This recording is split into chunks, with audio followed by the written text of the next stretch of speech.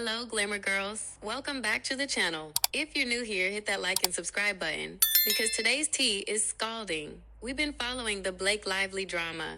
And honey, it just keeps getting wilder. We're talking full-blown, orchestrated smear campaign levels of messy. Remember that old Reddit post from 6 months ago? The one that hinted at trouble brewing on the set of It Ends With Us? Well, that anonymous poster, who claims to have an inside source, basically predicted everything we're seeing now.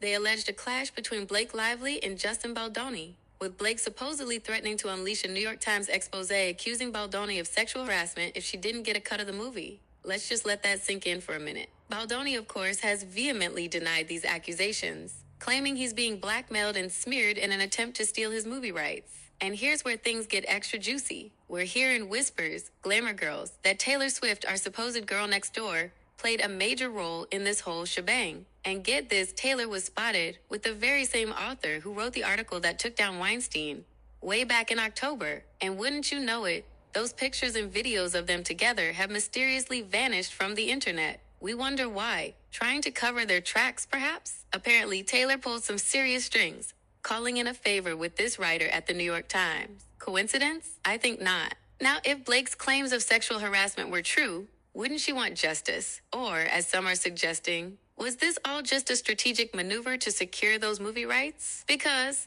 let's be real, Glamour Girls, if she truly experienced harassment, wouldn't taking a cut of the film feel a little off? It almost makes you wonder if this whole thing was about leverage and money, and not about justice at all. But wait, there's more. The timeline is giving us major red flags. If Blake didn't file her official complaint with the CRD until December, how on earth was the New York Times already working on this smear piece back in October? Internet sleuths have even dug into the article's metadata and uncovered some seriously incriminating evidence. Apparently, the main photo of Baldoni attached to the article was titled, wait for it, Smear Baldoni. Can we say immature? Like, beyond petty. And it makes you wonder, is this why Ryan Reynolds has been looking as skinny as a crackhead lately? Stress will do that to a person. Is he just trying to distance himself from the whole mess? And get this, Glamour Girls, one of Blake's alleged complaints against Baldoni was that she didn't want him to sage the set to remove bad energy. But honestly, if I could feel Blake Lively's devilish energy radiating around me,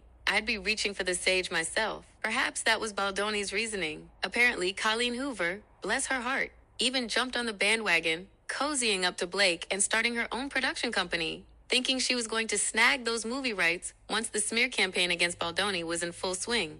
Joke's on her. Apparently, Taylor Swift, who initially downplayed her involvement, is now running for the hills now that this whole mess has blown up. Surprise, surprise. As for who will come out on top in this celebrity showdown, it's hard to say. Blake and Taylor have a lot of power and influence, but this kind of blatant manipulation could seriously backfire. My gut feeling? Baldoni might actually have a case here. The timeline just doesn't add up for Blake. What do you think, Glamour Girls? Is this the ultimate betrayal? A calculated takedown? Or is there more to the story? Let us know in